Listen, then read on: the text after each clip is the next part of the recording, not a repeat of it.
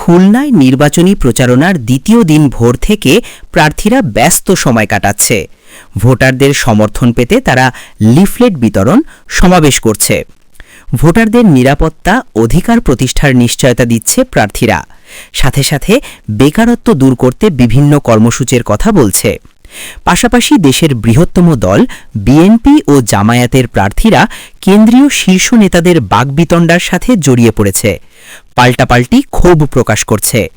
খুলনার ৬টি আসনের প্রার্থীদের নির্বাচনী কর্মচাঞ্চল্য নিয়ে বাংলার গেজেটের ভিডিও প্রতিবেদন।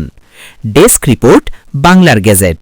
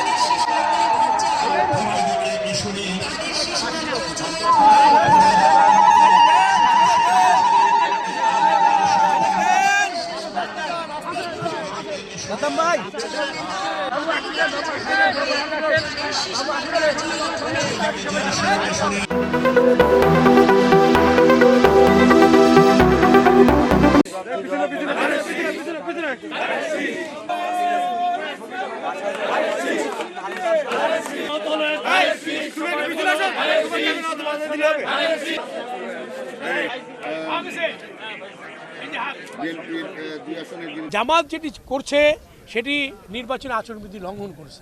মানুষের কাছ থেকে আইডি কার্ড নিচ্ছে, ফোন নাম্বার নিচ্ছে, বিকাশ নাম্বার নিচ্ছে। মানে জামাত এই কাজটি করে নিজেদেরকে বিতর্কিত করছে।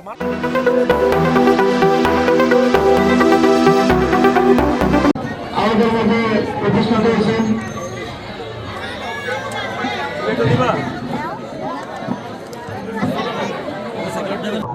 নির্বাচন বলে এই অঞ্চলের উন্নয়নে কাজ করবেন। যার যার হাতে আছে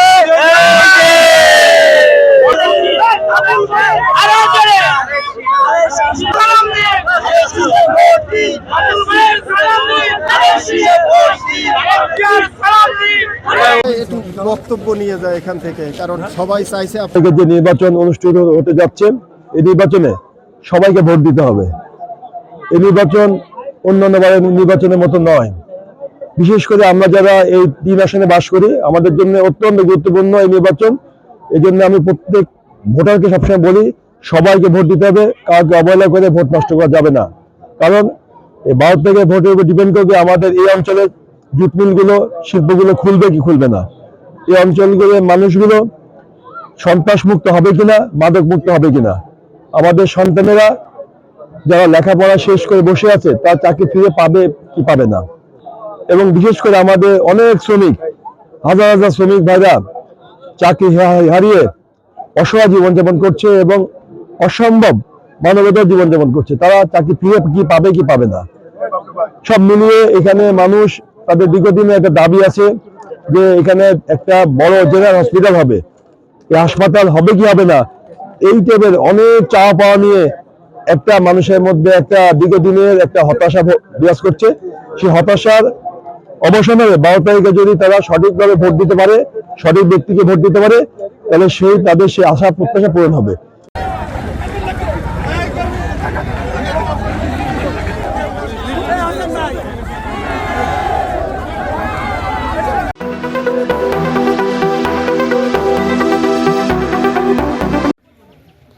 এরকম একটা মহতী অনুষ্ঠানে আমি আসছি যে সরস্বতী পূজা সকাল থেকে আওয়ামী লীগ করেন, বিএনপি করেন, জামাত করেন, এটা আপনার রাজনৈতিক আদর্শ, কিন্তু আমাদের উন্নয়নের জন্য, আমাদের মানুষের ভাগ্য পরিবর্তনের জন্য, আমাদের ছেলে মেয়েদেরকে একটা উন্নত চিকিৎসার জন্য, উন্নত শিক্ষার জন্য আমরা সবাই ঐক্যবদ্ধ। এটাই হলো আমাদের রাজনীতি। যাই হোক, এমন একটা অনুষ্ঠানে আমাদের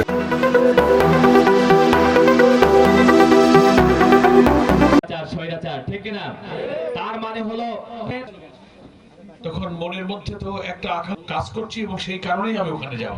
মাঝে উপস্থিত হয়েছেন, বক্তব্যে উপস্থিত হয়েছি আমরা।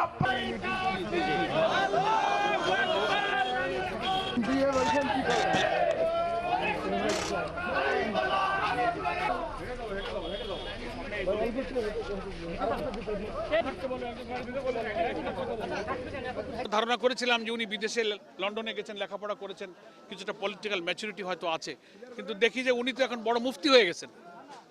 বিলেত থেকে মুফতি ফতোয়া দিয়ে দিচ্ছেন যে কেডা মুশরিক আর কেডা কাফের।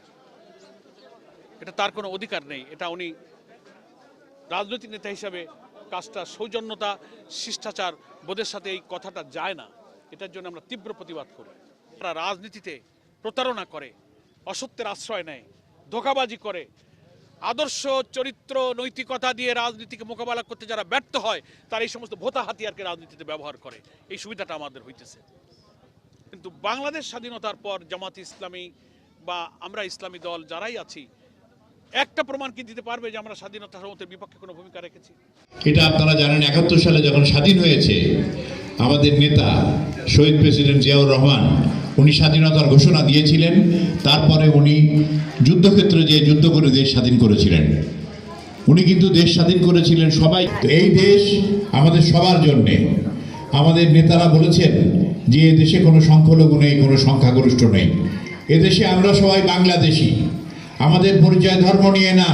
এই দেশে আমার যেরকম অধিকার, আমরা চাই আপনাদেরও সেই অধিকার। সবাই থাকবেন একসাথে, মিলেমিশে সুন্দরভাবে আমরা দেশ গড়ব।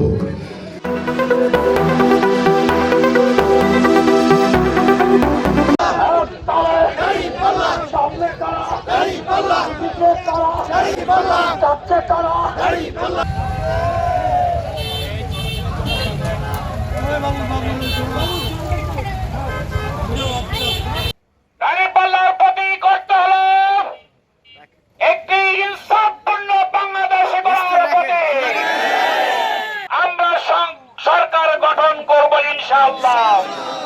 সেই সরকার হবে দুর্নীতি মুক্ত সরকার।